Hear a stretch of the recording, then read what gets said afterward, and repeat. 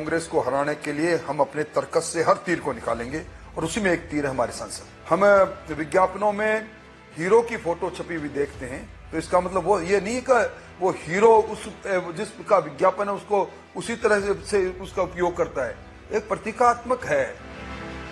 देखिए, इस बार कांग्रेस सबसे बड़ी शर्मनाक हार की ओर बढ़ चुकी है। सरकार का जन्म जहां अंतर्द्वंद से होता है, सरकार में ए टीम और बी टीम खुद की बनी रहती है, सरकार के अंदर ही एक दूसरे को अपमानित करने की राजनीति चलती है, सरकार के खुद के मंत्री सरकार पर तीखी टिप्पणियां करते हैं, सरकार के अंग रहे विधायक कहते हैं कि हमारी सरकार में 50% ज्यादा कमीशन खोरी है, सरकार के मंत्री जब ये कहते हैं कि बहन बेटियां सुरक्षित नहीं है तो एक परसेप्शन बनता है जिसको कुराज कहते हैं, कुशासन कहते हैं।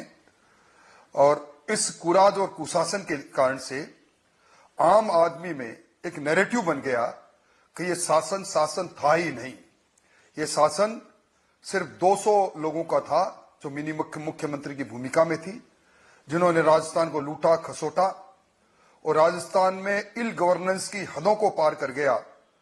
घोषणाएं दर घोषणाएं होती गई, घोषणाएं धरातल पर उतरी नहीं। मुख्यमंत्री जी सुबह उठकर एक घोषणा करते हैं और बाद में वो घोषणा यथार्थ से कोसों दूर रहती है।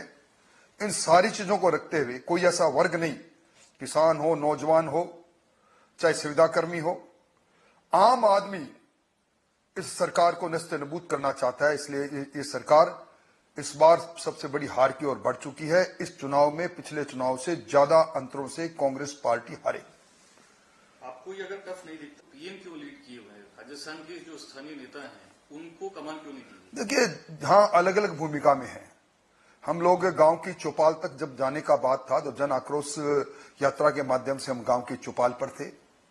हम उपखंड स्तर पर थे बिजली के खिलाफ आंदोलन करने के लिए।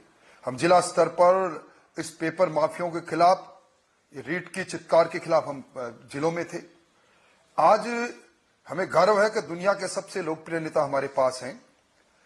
आपका आना, प्रधानमंत्री जी का आना स्वच्छ सुपर्द एक शानदार वातावरण बनाता है, इसलिए वो आते हैं। और मुख्य रूप से प्रधानमंत्री जी भी अपने को प्रधान सेवक और प्रधान कार्यकर्ता मानते हैं। इसलिए ये चुनाव है, ये एक तरह से लोकतंत्र का युद्ध है। युद्ध में हमारा सेनानायक क्यों नहीं आए? पहली लिस्ट में 7 सिटिंग एमपी हैं और मुख्यमंत्री का कहना है कि बीजेपी ने 7 एमपी को उतार करके अपनी हार स्वीकार कर ली। देखिए, भारतीय जनता पार्टी में कोई पद कोई अहमियत नहीं रखता। मैं प्रतिपक्ष का नेता हूं। कल को अगर मुझे कह दिया जाए कि आप चुनाव नहीं लड़ेंगे पर कार्यकर्ता का पद तो है ही, तो कार्यकर्ताओं को किस जगह पर कैसे और किस चुनौती के साथ उतारना है और सहर्ष कार्यकर्ता उस चुनौती को स्वीकार करता है। इसलिए हमारा आला कमान बड़े सोच समझ कर निर्णय करता है। हमारे सांसद उतरे हैं, निश्चित तौर पर उतरे हैं। ये फैसला है, मध्य प्रदेश में भी है और छत्तीसगढ़ में भी है। तो निश्चित तौर पर इस बार इस इलाके में, इस क्षेत्र में कांग्रेस को हराने के लिए हम अपने तर्कस से हर तीर को निकालेंगे और उसी में एक तीर है हमारे सांसद।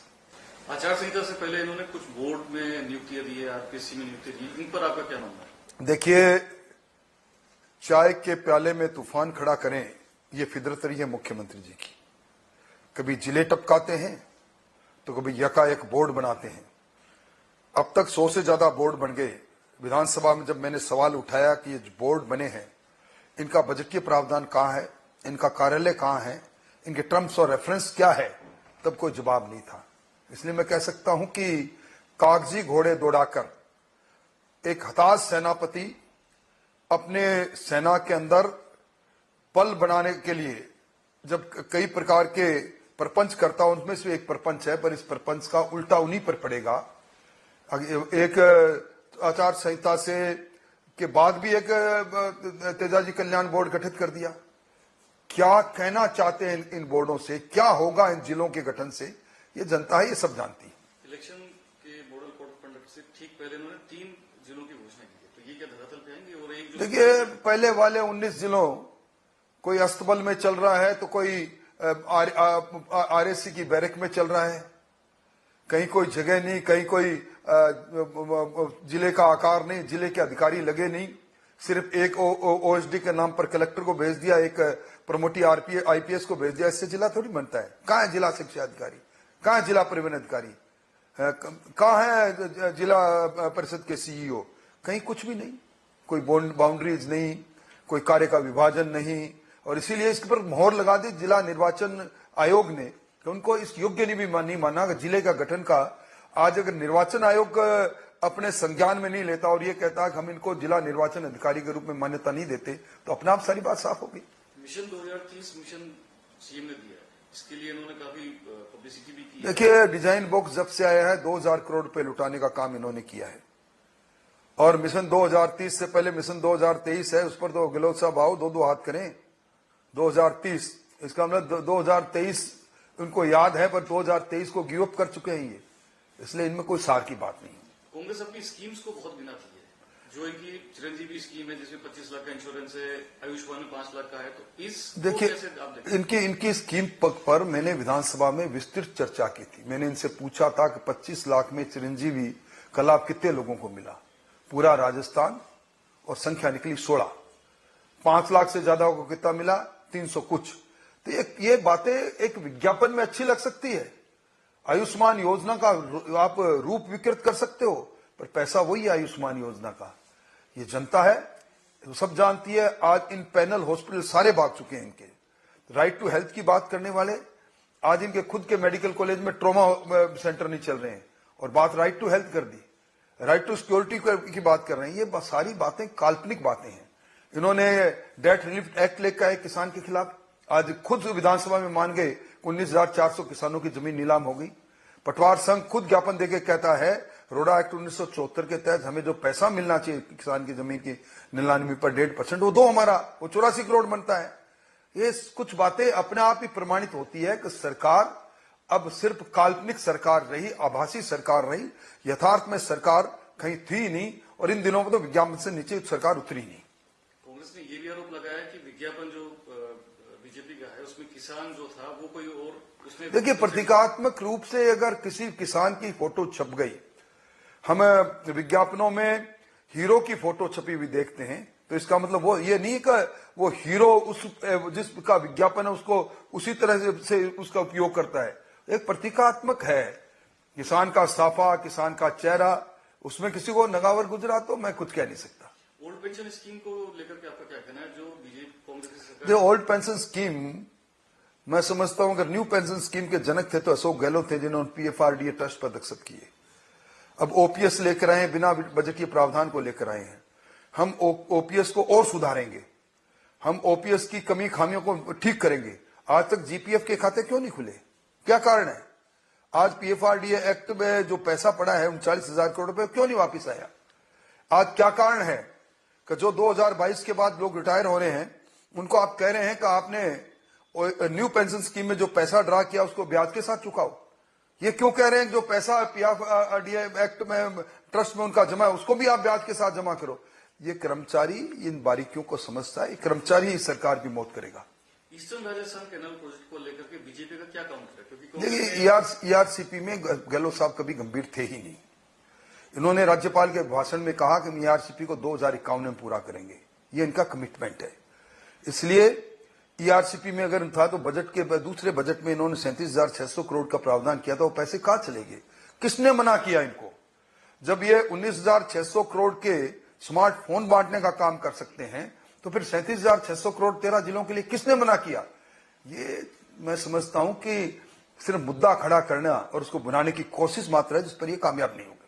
तो ये मुद्दा आपको लगता है कि ईस्टर्न राजस्थान में कोई निश्चित तौर पर भारतीय जनता पार्टी ने ईआरसीपी को बनाया, हम ही पूरा करेंगे आके इसको। कांग्रेस ने कपोल कल्पित बातें करते रहे और इसके चारों तरफ, मुद्दे के चारों तरफ घुमाते रहे। कुछ महीने पहले बीजेपी ऐसा मानती थी कि कांग्रेस केवल जो एमएलए होंगे वो एक फॉर्च्यूनर गाड़ी में आने के बराबर रहेंगे, तो क्या आज भी मैं क्लेम कर रहा हूं और मैं चाहता हूं कि मेरा कहा हुआ बयान रिकॉर्ड रहे ताकि सनद रहे। मैंने पहले कहा गहलोत साहब जब जाते हैं तो झाड़ू फेर के अपने साथियों को साथ लेकर जाते हैं। पिछली बार 21 को छोड़कर गए थे, इस बार 21 भी नहीं आए तो बड़ी बात नहीं है। कोई प्री पोल अलायंस बीजेपी करना चाहिए इस बार? इसके बारे में कुछ कहने का मेरे को अधिकार नहीं है। ये हमारे आलाकमान इस पर बात करते हैं। सरकार बनने के बाद में बीजेपी ऐसा क्या डिलीवर करने जा रही है जिससे जनता को हम शासन नहीं, हम सुशासन देंगे। हम दहशतगर्दी की जिंदगी को खत्म करेंगे। बहन बेटी की इज्जत को लूटने वालों को हम कड़ी सजा देंगे। हमें ये जो भ्रष्टाचार की भट्टी में राजस्थान जलता रहा, उनका नाश करेंगे। हम किसान के अरमान पूरा करेंगे, हम नौजवान के अरमान पूरा करेंगे। हमें ऐसा राजस्थान बनाएंगे जिसमें फिर एक बार पर्यटक भागता हुआ चलाए। राजस्थान की ऐतिहासिक विरासत को हम भविष्य में बदलेंगे। राजस्थान खुशहाल राजस्थान, प्रगतिशील राजस्थान होगा, जहां हर वर्ग को न्याय मिलेगा। इस प्रकार का राजस्थान बनाने की कल्पना है। हम अपना संकल्प पत्र बना रहे हैं और पहली बार संकल्प पत्र बनाने के लिए हर गांव की गली तक हमारा रथ जा रहा है। उन्हीं के आधार पर हम संकल्प को पूरा करेंगे। मैनिफेस्टो कब तक आने के लिए? जल्दी। मुख्यमंत्री के चेहरे पे बहुत बातें होती है और पार्टी ने भी कहा भी पार्लियामेंट्री बोर्ड ही डिसाइड इसको करेगा। देखिए, लेकिन जनता क्या उम्मीद रखती है आपसे और आप किस नजर से देखते हैं? मुख्यमंत्री का चेहरा कौन हो, कैसे हो, ये उनके लिए संकट है जिनके पास नेतृत्व नहीं हो। हमारे पास दुनिया के सबसे लोकप्रिय नेता है, वही हमारा चेहरा है।